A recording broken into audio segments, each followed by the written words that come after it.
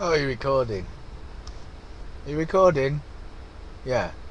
Oh, it's been a bit slow. Actually, let's turn that off. Is that better? Yeah, that's better, I think. Hello. This guy saved my bacon today. Can't really see him, can you? Let's bring him in. Here we go. Hello. Say hello to the people. That's all he does. He saved my bacon because today's been a weird and wonderful day for Eric the Fool. Today was the first day I almost decided to come home. But nah, Edinburgh isn't the place for me.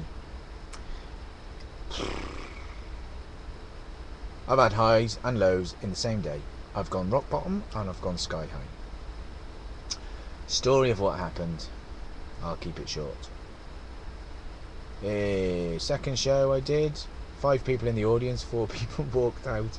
It wasn't just the fact they walked out, it was the fact that I really wasn't expecting it. It took me by surprise. I thought they were really enjoying the show and they decided to go. And yeah, it was okay because I'd rather people went and stayed if they weren't enjoying themselves. But I think it was a shock. I thought they were going to leave, and then I played a drama about them leaving and thought, no, they're going to stay, aren't they? And then they left. It was real. One bloke stayed as well, and he was nice. And then I went to the Royal Mile, and I stood on top of a statue of someone called Adam Smith.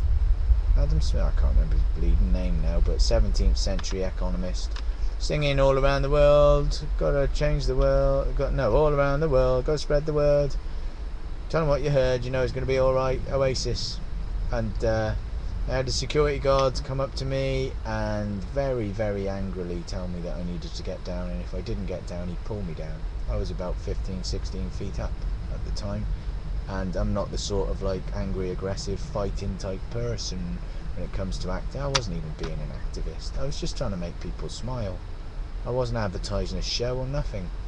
I know obviously I probably think, yeah, if people see me they might think I got a show and might ask me, but I was people looked fed up. It was pissing down with rain, and I just thought, I'll sing there, I'll sit on top of the statue. Anyway, and then the police warned me. I didn't get arrested, but I got a warning off the police. Took me all my details. Like a fool, I gave them the right ones, so I'll probably get a huge fine through the post. And the worst thing that happened was another performer walked by just as I was being pulled down. Well, I wasn't pulled down, the guy helped me down in the end, but he was really not happy. And the performer said, that's completely out of order, that the guy down there is trying to earn his living. And he meant like one of these street performers with a massive crowd about him, and he probably was, so it probably was out of order, but there was something about it I just thought, we're all performers, aren't we? Aren't we just trying to help people smile? And it just felt like, oh, maybe Edinburgh's not ready for a fool. Well, not ready, it's a bit arrogant, isn't it? Maybe this isn't the place for a real fool. Maybe this is a place for a performing fool. Yeah, it was the first time I really felt like I'm in the wrong place. This isn't the place for me. And so I'm never going back to Royal Mile. I'm not interested. It's just people dressed up in costumes trying to sell shows.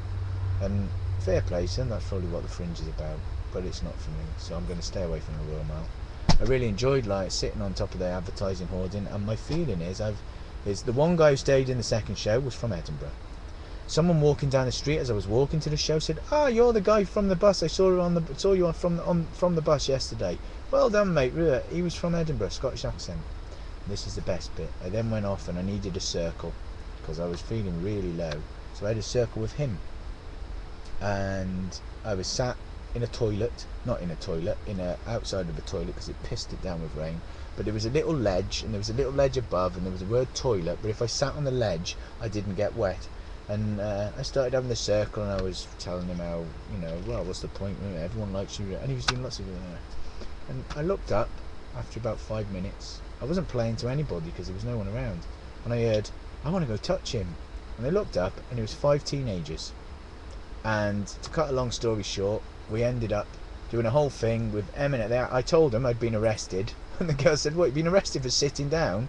And she was disgusted. I said, "Yeah, but I was sitting on top of a statue at the time." And she still thought it was disgusting, and that's what pleased me, because she could see it wasn't criminal damage. I was just enjoying myself, and I was trying to make other people smile. And yeah, and then we ended up doing Eminem. And I said I was singing. They said, you were singing what? Told them. I said, you know any Eminem? And I thought, yes, I do. I've got one on my computer, on my iPod. And so I did. I told him I'm not a puppeteer. I don't know what I'm doing. I only bought the puppet a week ago, and we sang to Eminem, and then they went away, and yeah. Oh, I give him a Fun Revolution card. I told her because I said I'd give him a flyer, and they said. And then the only flyer I got, well, not a flyer, I had the postcard. What's be the best part of your day? And I gave it to him. I said, that's the website. I'll get you a flyer in a minute. She said, what's this? I said, it's a postcard. It says, what's been the best part of your day? You stick it in an envelope, send it to your friend, and they then send you back the postcard telling you what the best part of your day is. And she went, wow, that's wicked. And she meant it. I'm pretty sure they meant it. They probably thought I was mad, but who cares? And that picked me up. And so I've decided that I'm here for the people of Edinburgh. Now, again, they may not want me. I may end up just doing stuff on the street, because I've made people smile on buses, and I've not been performing. They might think I have been, but I haven't been. I've just been being myself. So I'm no longer interested in Edinburgh Festival. I'll continue to do the shows in the morning and the afternoon. I'm sure I will. But I'm more interested in making the normal people of Edinburgh, who probably think, I wish this bloody festival would finish. It really messes up their bus times and everything. So I'm here for them. It's been a very up and down day. It was a scary experience being told that I was going to be pulled down from the statue, and then being told by the police. But it was the guy, it was the fellow performer telling me off, and he was probably right. I was loud, but I was only singing at the top of my voice. I didn't have PA or nothing, and the guy who did the show, he had a PA, and also on top of that, he still had his crowd, I'm sure.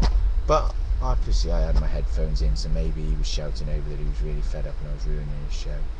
And if you ever get to watch this, I'm sorry, I really didn't do it for that. I was just trying to have fun and cheer people up. But you saved my life, didn't you? Yeah. Today has been okay. I think I better go and listen to that now. See you later.